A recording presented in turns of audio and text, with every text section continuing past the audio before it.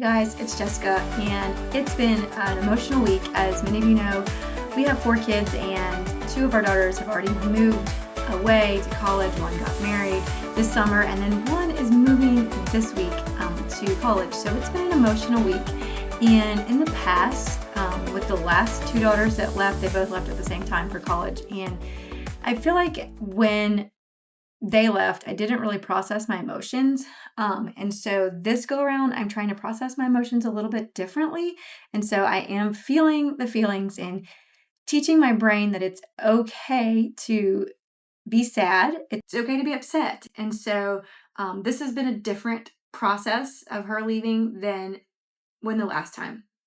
And so, anyway, long story short, like I'm just feeling a lot of feelings this week. And I know a lot of you have been asking me about videos and things like that. And I am working on more videos. Today, I just really wanted to share with you something that came up in my devotion time this morning. I sometimes you feel kind of like sometimes you feel frustrated and you feel like, I don't know if I could do it. And even I know if you guys watched my other video about mind body syndrome and explaining that, hopefully I explained it well enough for you to understand that with mind body syndrome, a lot of people have chronic pain. I've dealt with chronic pain most of my adult life, and I've been able to unlearn it to reverse symptoms. However, when things come up, like they're huge emotional triggers, sometimes your brain can mistakenly send pain signals. And in this case this week, I've had extra headaches. I've not felt the greatest. And a lot of times you can feel like, well, why am I even trying to do this? Like I'm not going to get on here and try to help people to get well when I'm not well myself all the way. But then, I just really prayed about it. And it's like the Lord's just saying, that He's meeting me here where I am. And we're not perfect people.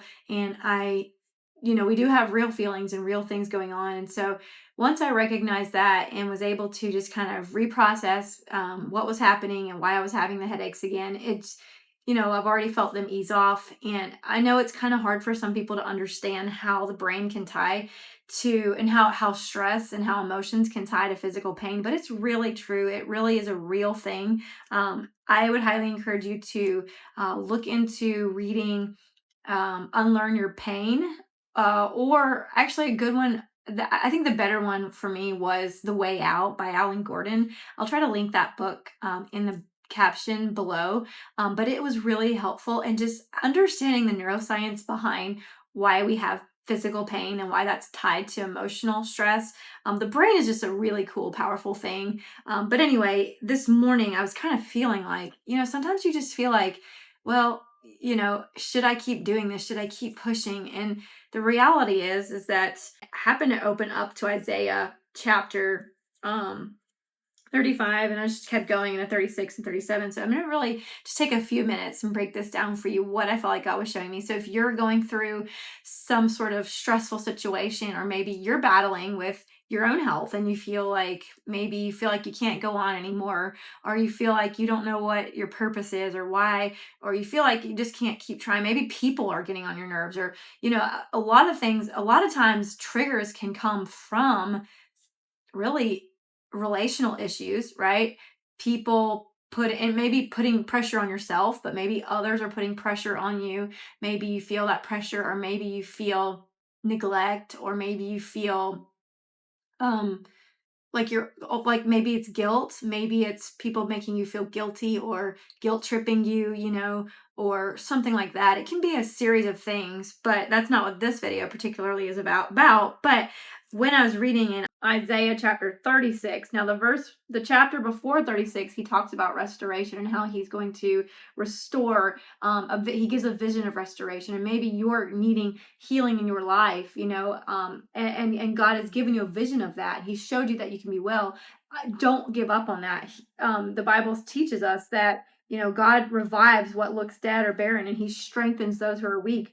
And He gives us a promise and hope. And so I want to encourage you in that. But if we look at chapter 36, it's about how Hezekiah was facing. Hezekiah was a king at that time. He was facing just a terrible, impossible situation, and the king of Assyria was coming to this Assyrian army was going to attack them, coming to attack Jerusalem, and he sends a message basically mocking his leadership, and just basically mocking God, his trust in God.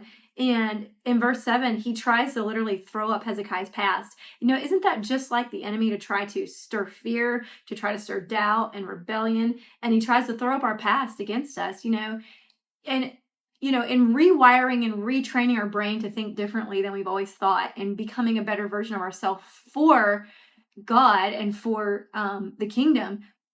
The enemy wants to throw our past up, and he wants to make you think that you're just like you used to be. But he came to make all things new, and he's working a new thing in our life, and he's working a new thing in your life. And if you're growing in him, don't let the enemy throw your past up. So then in verse 11 through 20, this king from Assyria tries to get the people to not have confidence in Hezekiah, and he tries to convince them to give up and to surrender.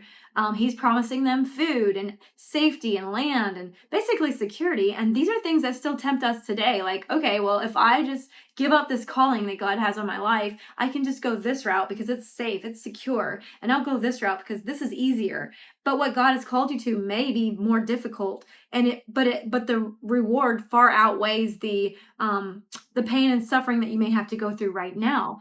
And so then he goes on in verse 21 of chapter 36. Hezekiah, the Bible says he was wise, and he refused to argue. So if your old self, or if your self right now is a tempting person to like argue and, try to, maybe it's like I said earlier, maybe it's people or people in your life that are giving you a hard time. Maybe you're trying to become a better version of yourself and other people don't understand it. I get it. I understand. You can't force other people to do. You just have to focus on what God has called you to do. And that's a hard one. But Hezekiah was wise, and he refused to argue. And it's, think about the power of self-control and trust, not fearing, right? And so then I got so curious, like, to go on to chapter 37, and in verses 1 through 4, Hezekiah was grieving. He was so sad and upset about this, and he humbled himself before God. And he doesn't run to Egypt for help. This is key. He goes to God's house and he asks for prayer and counsel. And I think about, are we going to God first or are we going to God last, right?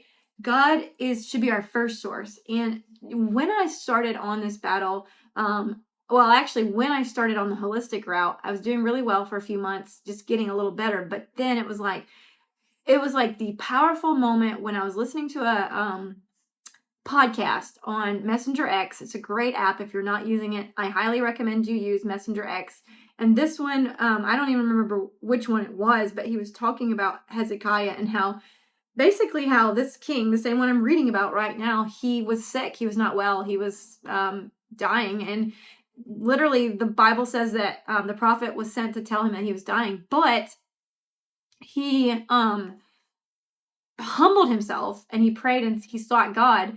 And the Bible says that he actually changed his mind. Like, God changed his mind and gave him more years and extended his life. But that's because he realized his pride and he began to humble himself. And so here again, we see Hezekiah is humbling himself. He's saying, God, I need your prayer. I need your advice. And he's asking the Lord. He's coming to him in prayer. And so we need to go to God first with whatever it is that we're dealing with. And then in verses 5 through 7, the Lord promises to handle it. And he tells him not to be afraid. That's the biggest thing. Like, we suffer with being afraid a lot of times. Almost all of our triggers are usually out of some sort of fear. So before you see a breakthrough, God is already working. We see this here. Like, God is already working. And he tells him, don't be afraid. Verses 8 through 13, he's the king of Assyria sends intimidation tactics and comparison. And, don't be surprised when the enemy comes back, because he's coming back. Like, you may be getting better, you may be feeling great, but then all of a sudden you are having a setback. Just recognize that the enemy wants to stop you. And it can be just a setback of the enemy to stop you from walking in your calling that God has called you to. Verses 14 through 20, he says, this is where it gets powerful. He gets a letter and he prays. He humbles himself before God again. He says, you alone are God of all the kingdoms. And I'm going to read to you verse 15 through 20 and just tell you what it says, because it's just so powerful. And Hezekiah prayed this prayer before the Lord. O Lord of heaven's armies, God of Israel, you are enthroned between the mighty cherubim. You alone are God of all the kingdoms of the earth. You alone created the heavens and the earth. Bend down, O Lord, and listen to me. Open your eyes, O Lord, and see. Listen to Sennacherib's, I probably didn't say that right, words of defiance against the living God.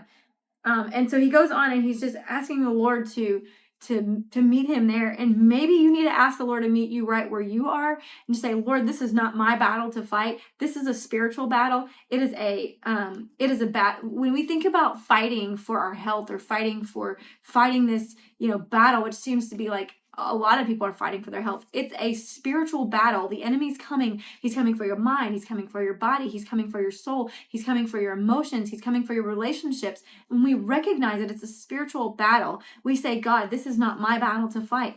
And so Hezekiah not only prays for relief, but for God's glory to be revealed. And we read that in verses 14 through 20. We're seeking God, let your will be done in this. Like, I want you to be uplifted through this. And so, just in wrapping this up, verse 21 through 35, God responds and he says, because you prayed, he will not enter the city, and that he would defend and save the city. And so prayer is what changed the course of history. And I'm just going to encourage you today, whatever it is that you're dealing with, have you sought God on it? Have you prayed and have you asked him to meet you here in this need? Not what you want to be done, but what he wants to be done, because his way is a different way than our way a lot of times. God did what he said he would do. Verses 36 through 8, we see that God did what he said he would do. And I believe that God will do what he said he would do in your life.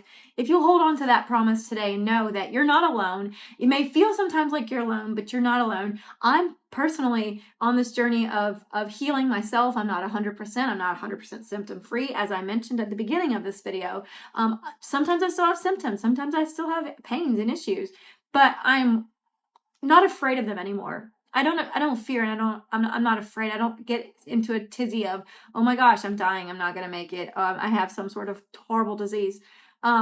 Whether I do or don't, I'm not going to worry about that anymore, because it's not my battle to fight. I'm rolling and I'm casting my cares to the Lord, and I encourage you to do that today. God bless you. I hope you have a great day.